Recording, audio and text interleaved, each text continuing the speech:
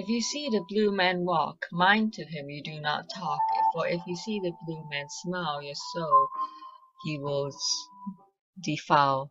From the Blue Man traditional folk ballad. Samuel Dollars drove home from town, taking the main highway instead of the usual back roads that he was particular to. He hadn't had much business in town, so his visit was short and sweet, spending time talking to the other men who farmed the area, the last few holdouts who hadn't been bought out by any of the big conglomerates yet. It wouldn't be too long before Ned Harrison sold though. Crops weren't doing so well, sick child in bed, sell the land and get a pretty check in the mail. Maybe they even let you stay on and work on the land. Sam shook his head. There wouldn't be a time that he worked another man's land. Not for any amount of money. His was his, and had been in his family since folks started coming out since the Midwest, and he'd be damned if he was going to be one of that let it go. Sam groped the apple that was rolling around on the seat next to him. Part of Sarah's big project to get him to start eating right. Loaded him up with all kinds of fruit and vegetables before he went anywhere, so he get into the habit of it. She said.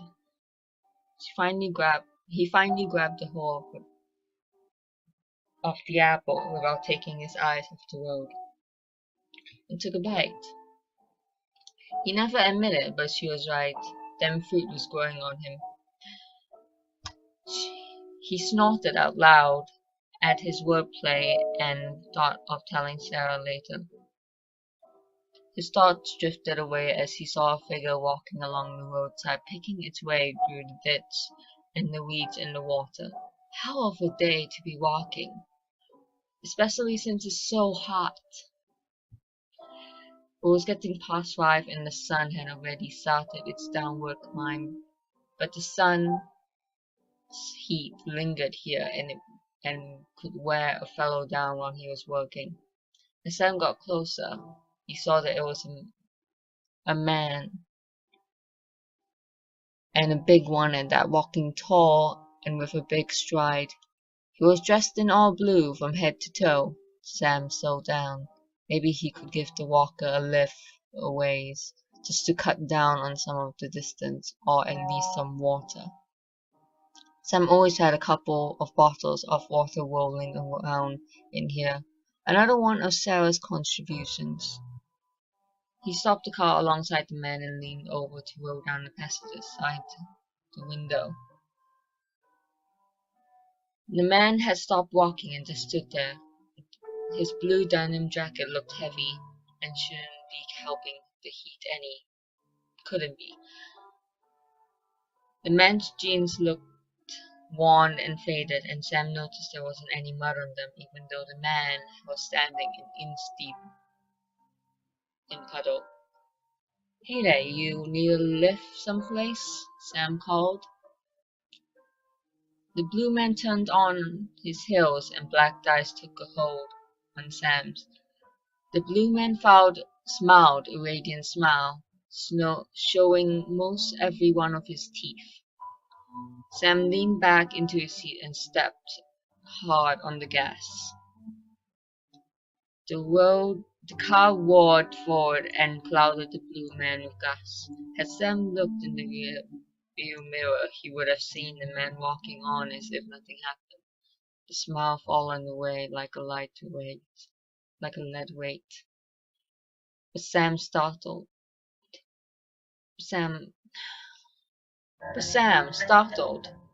was far beyond caring, and just kept on home, not speeding but driving purposefully. All the way up to his house. He parked out front next to the door to their lone tree, where he always parked and got out of the car, his apple laying forgotten on the floor, a single bite taken out of it. Sam walked stiffly to his house. One foot in front of the other, he stopped on the front porch.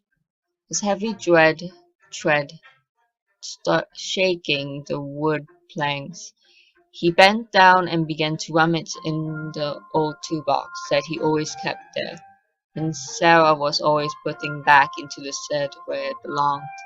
He found the hammer he was looking for and opened the screen door and walked into the house. The hammer hanging loosely from his right hand, Sarah was in the kitchen, preparing something for dinner. Sam didn't know or care what it was. Sun caught her faded blonde hair as her head turned and she opened her mouth to greet Sam, a smile beginning at the corners of her mouth. She then stopped. She stopped, and when he saw his eyes, though they weren't Sam's, not anymore. The eyes she saw in Sam's face were black, impossibly black and dead. Sam's grip tightened on the hammer and he brought it up around and down. The first blow followed by a scream, the second silenced it, a third, fourth, fifth. He didn't stop until the handle splintered and broke in his hand. He walked into the dining room and reached for the top cabinet, pulling down the shotgun in one smooth motion. He loaded it.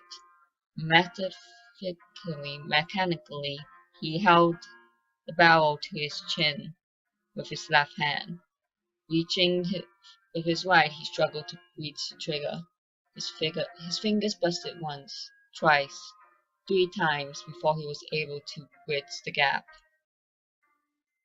And then his face was gone. Neighbors couldn't explain it. The police didn't bother to try. They were so much in love with the people said. Did he cheat? Did he cheat? Did she? They all asked why. That's just the way things are sometimes, was the only answer they would come up with. On lonely roads and old highways, the blue man walks and jaunts and sways. A cold black heart and ivory smile will walk you down that long last mile from the blue man. Franklin always liked to remind his folks not to call him Franklin. No, sir, that's what his parents call him. Just call him Frankie. He leaned in real close while he was saying this, letting you get a noseful of whatever he was drinking that night. Big Johnny Walker Hollywell ran the bar, and you could always tell that he wanted to throw Frankie out on his ear. Frankie was always coming and drinking the cheap stuff, never leaving tips, and the man talked. Dear God in heaven, the man just never knew when to shut up. From 9 to 12, Frankie would just dominate his little corner of the bar with that non-stop talking. Sports, politics, religion, it just didn't matter.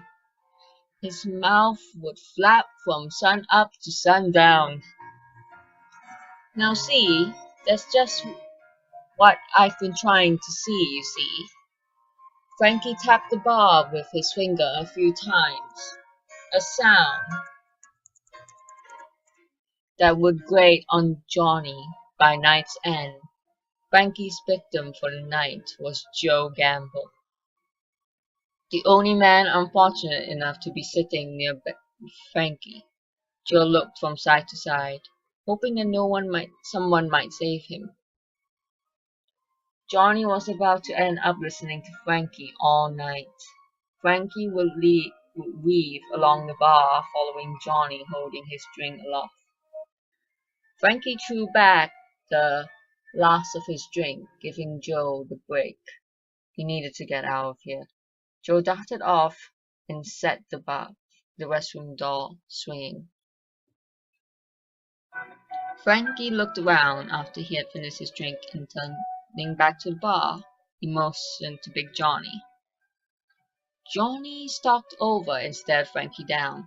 I'm cutting you off for the night, Frankie. Get out.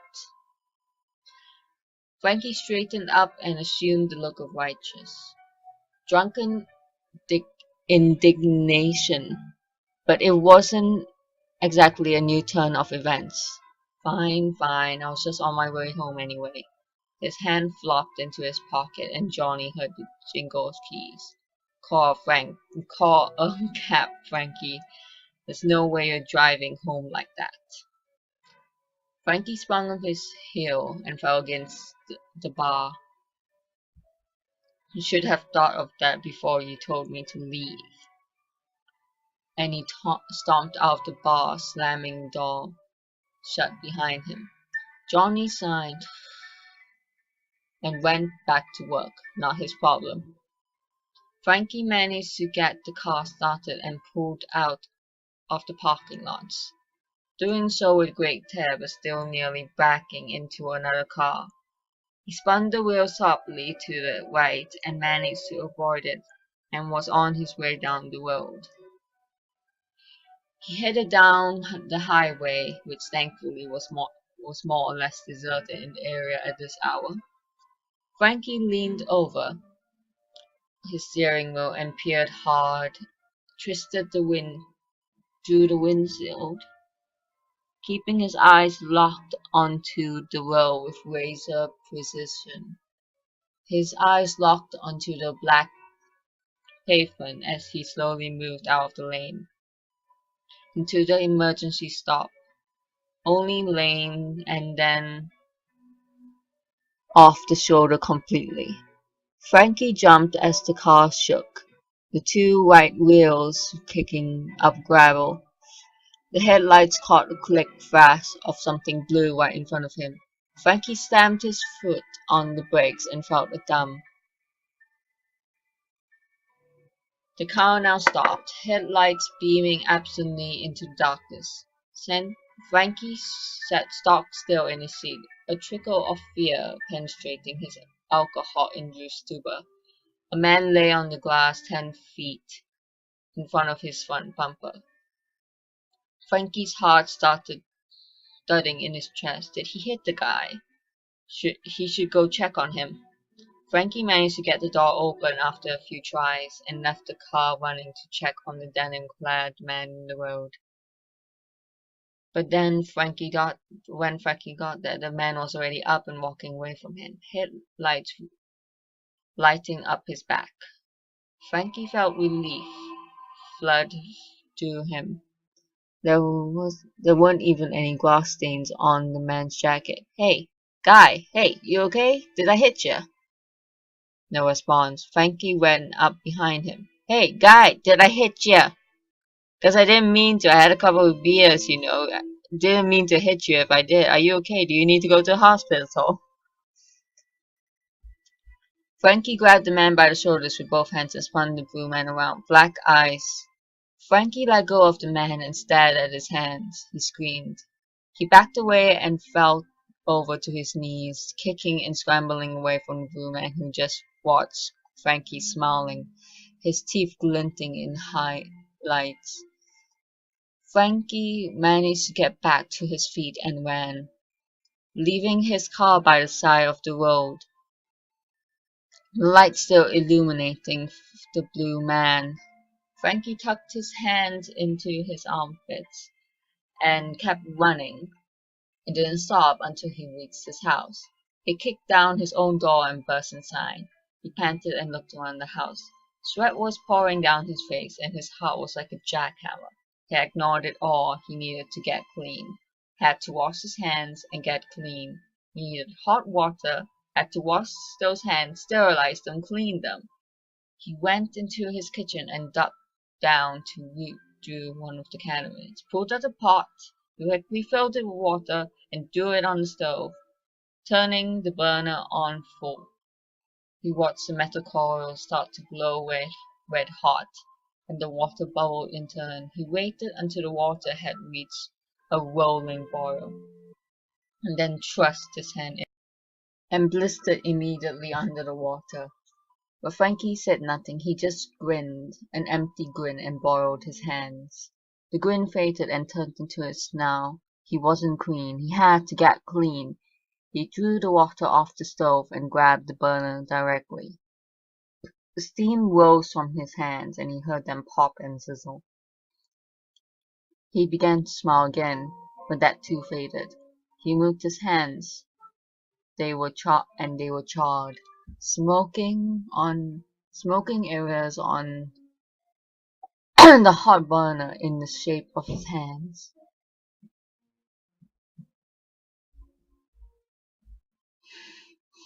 That. He stared at the ruined hands. The flesh still popping and smoldering. It wasn't enough. Still dirty, still not clean. He held his hands out from his body, as if they were dead animals, and tried to think. He brightened and went out to the garage. He kicked things over, drew things aside, worked himself into a rage until he found it, the gas can for the lawnmower. It was difficult, but he finally managed to get it open and pour a liberal amount of gasoline on each hand. He stood there with his dripping hands and realized he had no way to light them. He began to pound his fist against the wall, and he stopped, and a smile lit up his face. He ran around back to the grill and found a small stick lighter. He scrabbled for it, got a grip on it, and began to click it while it was pointed at his left hand. There was a gout of flame, and suddenly both his hands were burning brightly. Frankie smiled. That was much better. His hands were clean now. A year later, Frankie sat at the end of the bar, not talking to anyone. He used one of his hooks to pour the glass near him and then drank the rot-gut whiskey with a straw. That's how he drank his alcohol now.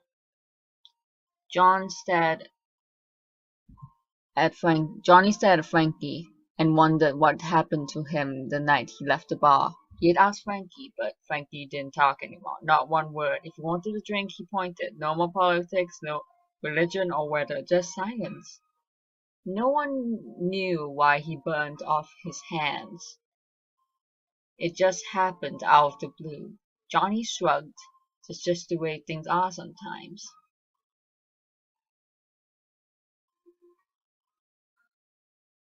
Madness and death are his old friends, and with them he deals out grisly ends. For the one who stops and talks, from the blue man who forever walks. From the blue man.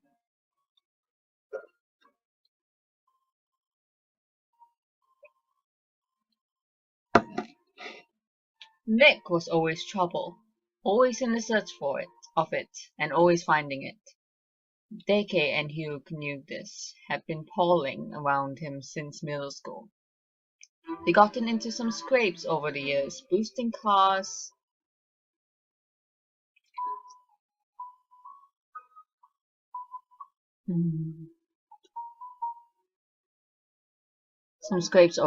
boosting cars and selling them for parts, stealing smokes and from stores. Nothing big time, but enough to get them sent to juvie more than once.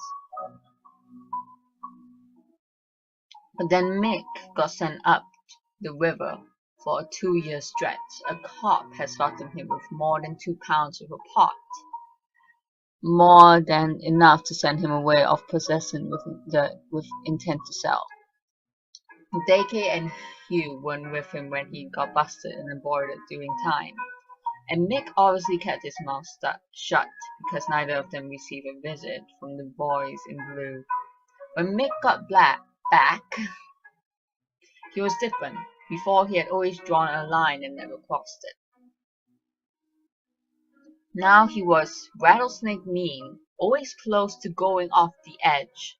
Christ, he nearly killed Charlie during that fight. And he was always going for the bigger and bigger crimes. It wasn't just about having fun anymore. Trying to relieve small town boredom. Deke didn't know what had happened to him on the inside, but it twisted Mick up inside now. Somehow. The 3 of them were in Mick's car. heading down the highway while above the speed limit. Mick was driving and he had been silent since he picked DK and Hugh up. Hugh didn't say much, just sat like a lump in the back seat, hoping someone would tell him what was going on. DK sat next to Mick and kept looking at him from the corner of his eye. Mick wasn't paying attention to anyone but the world and ignored all of DK's attempts to start a conversation. Wouldn't even say where they were going or what they were going to do. The nights lately ended up with them driving all over the place but never actually doing anything. Just aimless wandering with no point.